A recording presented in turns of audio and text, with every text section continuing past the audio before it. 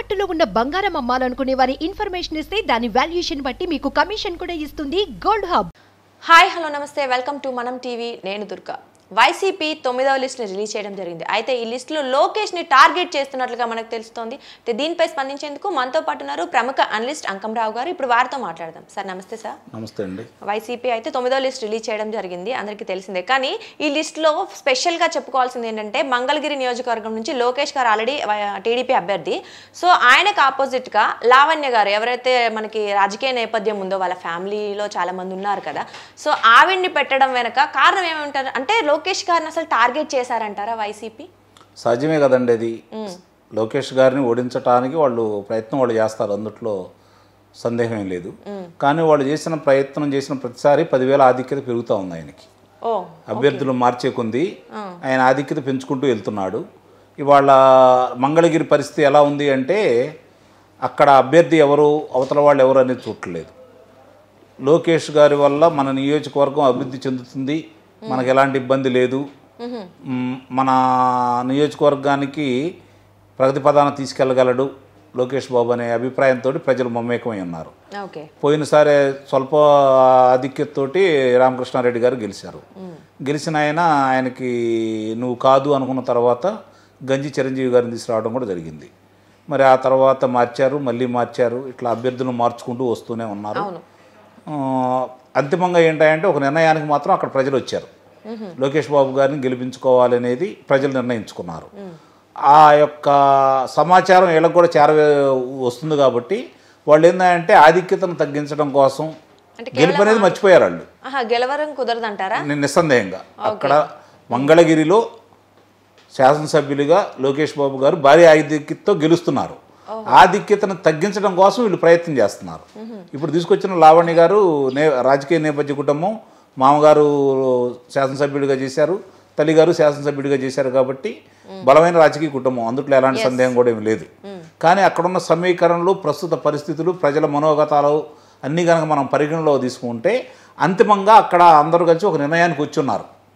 ఎవరెన్ని ప్రయత్నాలు చేసినా లోకేష్ బాబు గారి ఆధిక్యతను తగ్గించగలరేమో కానీ గెలుపును మాత్రం ఎవరు ఆపలేరు. అంటే మనం చూసుకున్నట్లయితే అక్కడ ఆర్కే గారికి కానీ చిరంజీవి గారు ఇలా వాళ్ళు ఉన్నప్పటికీ వాళ్ళకి ఎటువంటి అందరూ అనుకున్నారు వాళ్ళకి టికెట్ ఇస్తారని, కానీ వాళ్ళకి ఎవరికి ఇవ్వకుండా లావణ్య గారిని తీసుకొచ్చారు.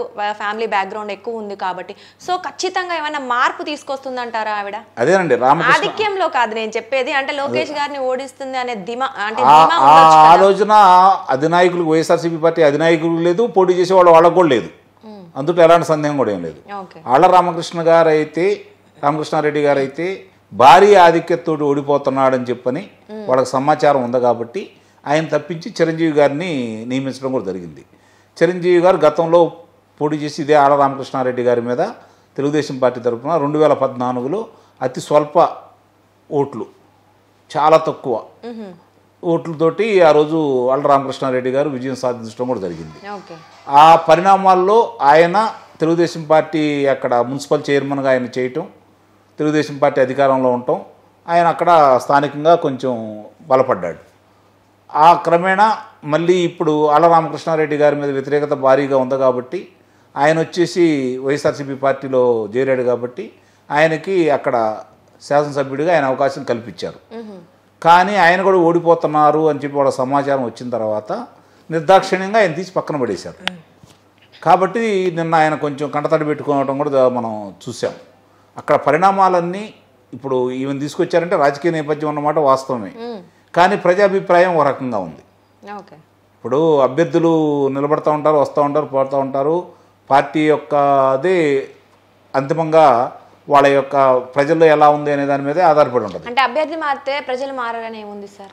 మారరు కదా. అంతేనా? అంటే ఇప్పుడు ఆధిక్యత మారుతుంది అట్లా కదమ్మా. ఇప్పుడు చాలా గొప్పగా చేసినటువంటి శాసనసభ్యులు కావచ్చు, లోక్సభ సభ్యులు కావచ్చు, తర్వాత వాళ్ళు పార్టీని విభేదించి వ్యక్తిగతంగా పోటీ చేసినప్పుడు కనీసం ధరావత్తు కూడా రాని వాళ్ళు వందల మంది ఉన్నారు. ధరావత్తు కూడా రాని వాళ్ళు. ఇదే మంగళగిరి నియోజకవర్గంలో శాసనసభ్యుడిగా చేసి మంత్రిగా చేసినటువంటి ఎంఎస్ కోటేశ్వరరావు గారు 94లో స్వతంత్ర అభ్యర్థిగా పోటీ చేసినప్పుడు ఆయన కూడా పరాజయం పాలయ్యారు. ఇప్పుడు ఎలా ఉంటుంది అంటే ప్రజల అభిప్రాయం ఎలా ఉందంటే అధికారంలోకి ఎవరు రాబోతున్నారు, ఓకే. నువ్వు నేను అనుకున్న విషయంలో ఇద్దరం బలాబలాలు తెలుసుకోవాలనుకున్న సందర్భంలో అప్పుడు వ్యక్తిగతాలు గుణగణాలు ఆలోచిస్తారు. ఓకే, టైట్ వచ్చినప్పుడు మాత్రం ఇవన్నీ చూస్తారు. అంటే భారీ ఆర్థికత ఉన్నప్పుడు ఇవన్నీ కొలమానం అయితే కావు. ఆర్థికతను తగ్గించడం కోసం కొంత ఉపయోగపడతాయి. ప్రస్తుతానికైతే రోజు రోజుకి వీళ్ళ అభ్యర్థి ప్రకటించిన ఒక అభ్యర్థిని ప్రకటించారనుకోండి, 1000 మంది వైఎస్ఆర్సీపీ పార్టీ కార్యకర్తలు తెలుగుదేశం పార్టీలో కలిసిపోతున్నారు. అంటే అభ్యర్థి నచ్చకనా సార్? అంటే వాళ్ళు రోజు రోజుకి పెరుగుతున్నారు. ప్రజాదరణ ఏమో తెలుగుదేశం పార్టీ పెరుగుతుంది, వలసలు తెలుగుదేశం పార్టీకి వచ్చి చేరుతున్నాయి. వైఎస్ఆర్సీపీ పార్టీలో రోజు రోజుకి ఊళ్ళు ఖాళీ అయిపోతున్నాయి. ఇంకా ఏ విధంగా? సో కార్యకర్తలు కూడా వెళ్ళిపోవడంతో ఓట్లు వేసే వాళ్ళు ఎవరు ఉండరు, కనీసం ప్రచారం చేసే వాళ్ళు ఉండరని మీరు అంటున్నారు. నిస్సందేహంగా. ఓకే, సో మొత్తానికైతే లోకేష్ గారికి ఎటువంటి ఇబ్బంది ఉండదంటారు. నిస్సందేహంగా. ఓకే సార్, మరి ఒకసారి మనం విజయసాయి రెడ్డి గారిని చూసుకుంటే ఈసారి ఆయన కూడా పోటీ చేయబోతున్నారు, కన్ఫర్మ్ చేసేసారు. సో ఎలా ఉంటుంది ఆయన పరిస్థితి, ఎలా ఉంటుంది? అంటే ఇక్కడ మీరు ఒకటి పరిశీలన చేసుకోండి. వైవి సుబ్బారెడ్డి గారు చాలా స్పష్టంగా చెప్పారు, మేము ప్రకటించే వాళ్ళందరూ అభ్యర్థులు కాదు అన్నారు. అభ్యర్థి అంటే ఇది కన్ఫర్మ్ లిస్ట్ కాదు కదా, ఆయనే చెప్పాడు కదా. ఓకే, అంటే ముఖ్యమంత్రి గారి బాబాయ్ గారే స్వయంగా చెప్పాడు కదా, ఇది మేము ప్రకటించినవి అన్ని వీళ్ళు అభ్యర్థులు అనుకున్నారు, మీరు పొరపాటు పడద్దు, మా అభ్యర్థులు చివరిలో వస్తారు, ప్రస్తుతానికి అక్కడ పరిశీలించేవాడు మాత్రం పరిశీలకులే వీళ్ళు ఎవరో అభ్యర్థులు అని మీరు అనుకోవద్దు, అభ్యర్థులు మారుతూ ఉంటారు.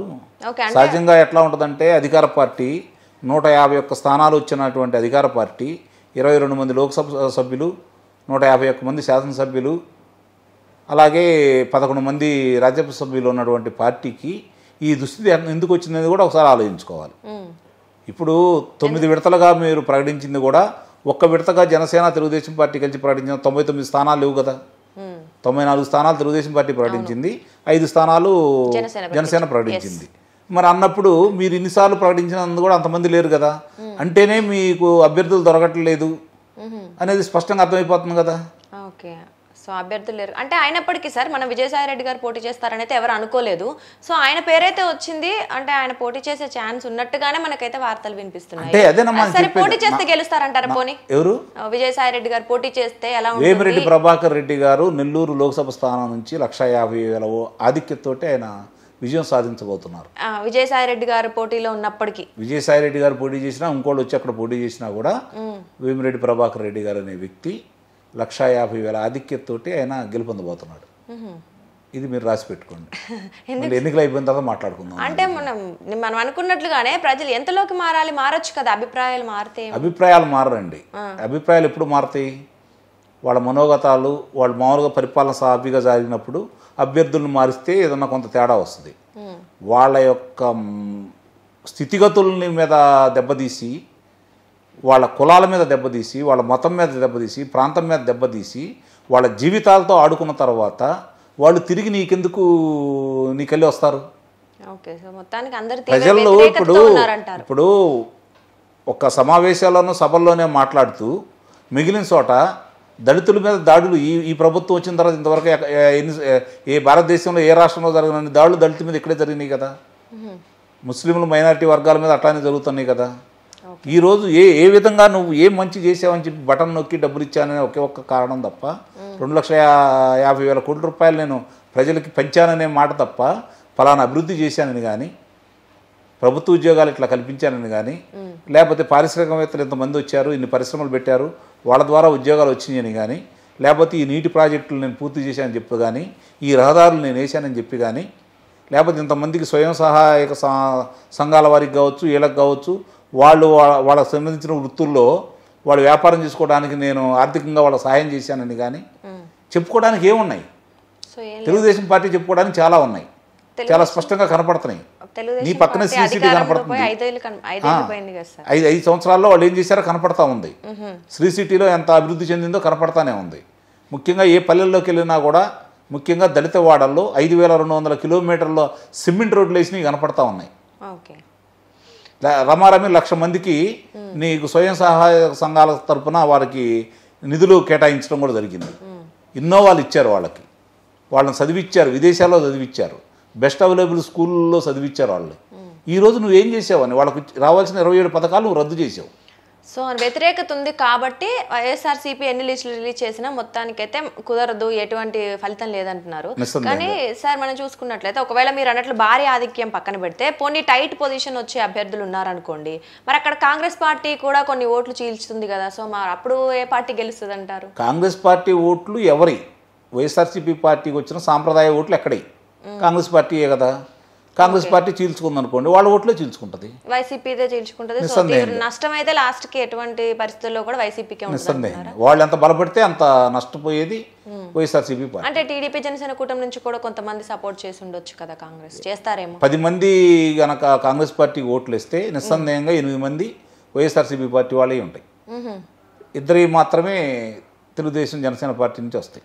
సార్ చూద్దాం సార్. మొత్తానికైతే 9వ లిస్ట్ కూడా రిలీజ్ అయితే అయ్యింది. సో టీడీపీ జనసేన కూటమి కూడా కొంతమంది అభ్యర్థులను ప్రకటించారు. సో చూద్దాం అసలు ఈ అభ్యర్థులు మీరేమో ఇంకా కన్ఫర్మ్ అవ్వబోతున్నారు అంటున్నారు. సో చూద్దాం అసలు కన్ఫర్మ్ లిస్ట్ ఎప్పుడు వస్తుంది, ప్రజలు ఏమంటారు, ఎలాంటి చర్యలు తీసుకోబోతున్నారు, ఎలక్షన్స్ అసలు ఎలా జరగబోతున్నాయి అనేది మనం వేచి చూద్దాం sir. Thank you so much.